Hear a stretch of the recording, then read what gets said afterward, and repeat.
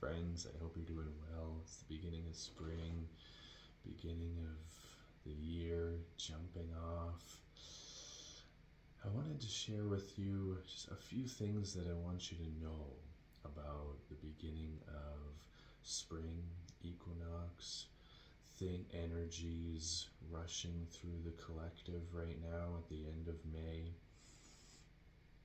We have the beginning of the astrological new year with Aries, as well as we lay the runic wheel of the year over the astrological year. The runic wheel starts with Fehu, which is all about wealth and abundance and going after the things that we want with the skills that we have. And Aries is so much like that, isn't it? Hi, I'm Hawken. I'm a spiritual coach, a healer, a shaman, and a Norse pagan. And I help people connect deeper with their sense of life through a holistic approach. So, what does this all mean for us right now? We have Aries, which is this ram energy, this charging, fiery energy. It's not just the sun in Aries either. We're just on the tail end of this new moon in Aries. We're on the third day right now. As we know that moon cycles, we feel them for about a 3-day period.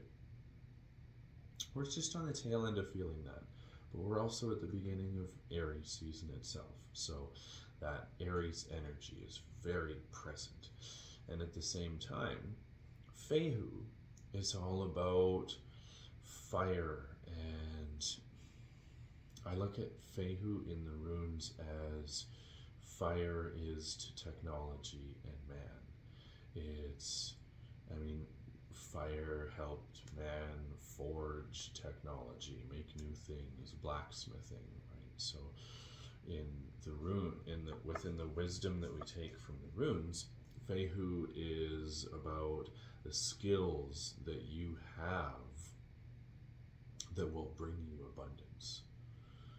Your sense of confidence, your sense of your ability to generate wealth from nothing, not through a stable job or some 9-to-5 working for somebody else, but you being able to earn a living doing the thing that you love. And okay, so number one, clean out your life. It's spring. This is quite literally about spring cleaning just as much as it is about metaphysical and spiritual cleaning. It's just as much about assessing the things you need to let go of in order to let in new things. So yes, we go through our homes and clean out the little areas that we've let pile up over the months, or maybe clean out your wardrobe. It's time to freshen it up, spruce it up, get some new things in your wardrobe. And at the same time, it's about knowing that in order to attract new friends, new things in your life, you need to let go of old, outdated ways of thinking in order to attract new things and new situations. Letting go of, sometimes letting go of the way you feel about certain people, or letting go of certain people in your life will attract new ones.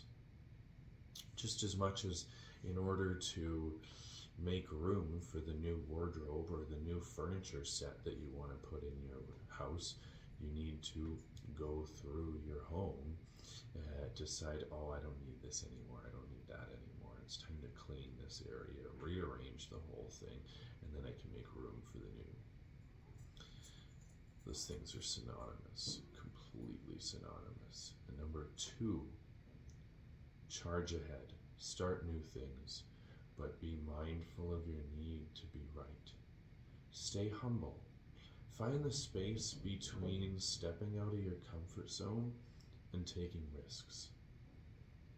This could have to do with this need that you're feeling to make a big step towards a new chapter, maybe a new job, or if you're watching this and you're following my channel and you're the kind of person who has your own spiritual business or has your own spiritual based side hustle that you want to turn into a full-time job, or you want to make more money doing the thing that you love. Of course, that's amazing and it's great and it's wonderful. I love that for you. But at the same time, it's important to, not just quit your day job and go, okay, I'll be making a full-time income tomorrow. Be mindful of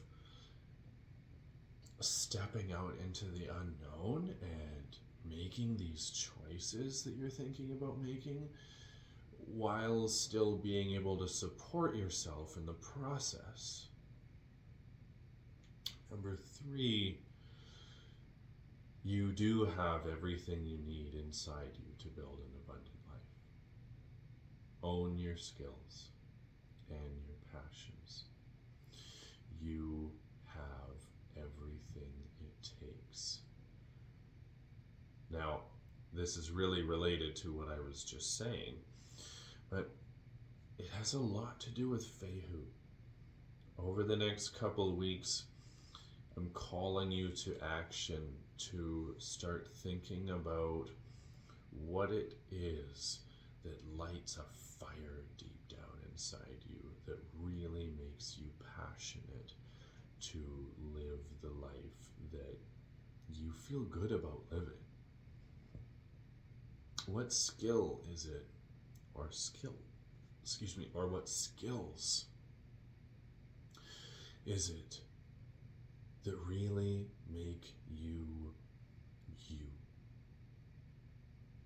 What skills, when you do them, or what talents do you have that when you do them and when you own those parts of you, does it feel natural to you? Do that more. Don't do the thing that and if you're some kind of a creator or content creator, don't do the thing that you think people want to see, or that you think people want to hear, or make the thing that you think people are going to want from you. Like, whether that's content creating, or you're an artist, or you make something, or you make music, or whatever it may be, do what is you. And the people who really resonate with that will come flooding in because it's authentic and it's in alignment with you. So then the people who are in alignment with that, they will sync up to you and they will just be there. Because if you spend your life doing what you think people want from you and doing what you think the world wants from you, and you figure you're going to make money doing that, it'll feel false and it'll feel like a half-life, as opposed to doing what sparks you joy and really fuels the fire inside you that's burning to get out. And that will attract all the right people. See, it doesn't matter if you don't make everybody happy. It doesn't matter if you don't please all the masses of people that you think you're going to please by doing what you think they want to see or you think they want to hear from you. When you do exactly what you want to do, you're going to unlock an unlimited potential of people who are looking for you delivering your niche. But you're never going to know if you don't. And number 3, 4, sorry. Let yourself process sacred rage. This comes a little bit away from skills and a little bit more towards all the fire energy that's raging through the collective right now. There's a lot of inner child trauma and emotion surfacing up through the collective right now. It's your job to feel it, not project it. Now that might mean being humble enough to apologize when you've either wronged someone or had an argument with your partner that they really didn't deserve. But in some cases, it may mean just feeling through these things, leaning into different modalities of different ways of experiencing somatic release, whether it's breath work or doing yin yoga long enough that the emotions just release from the trapped emotion that's stuck in the body, because the body holds on to emotion as blocks and chakra blocks and emotional blocks when we repress them for so long. So whether it's a cold plunge or breath work or stretching or meditating and swaying your body and connecting with your body until you let these things surface. There are emotions and dark emotions that are trying to come up right now, and you have this really potent opportunity with this fiery energy to transmute them into light. So something that a lot of us do when we're on our spiritual path is, especially early on, thinking that it's like good vibes only, that whole trope, that if you're spiritual and you're this light-hearted being, then don't feel guilt or shame or anger, and you will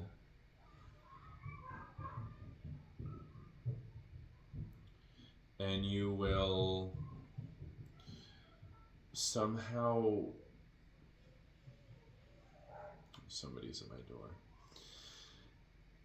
Right, so something that a lot of us do when we're in the earlier stages of our spiritual journey will be this belief that good vibes only, or not feeling emotions, like oh, I should just learn to eventually not feel anger or fear or guilt or shame, and that somehow that is the key to being this light spiritual being, or this person who's living your dharma or your path, and that couldn't be farther from the truth.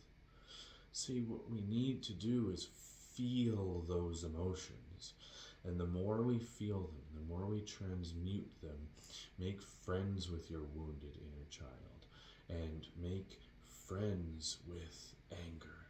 Your rage, your sacred rage, will teach you so much. We did a podcast episode in Sacred Inspirations a couple weeks ago all about sacred rage. You can go check that out if you want. I'll leave a link down in the comments. But your rage will teach you how to hold your boundaries. It'll teach you how to focus your willpower. It'll teach you how to direct your intention in life. At the same time, other darker emotions like guilt or shame will help you see where you need to forgive yourself or others so that you can heal and move on. So make friends with these dark emotions. Don't shy away from them. Now I want to leave you a couple journal prompts before I sign off. Number 1, what feels ready to be let go of? And 2, what emotions and anger are coming up for me lately? What is your sacred rage and dark emotions trying to teach you?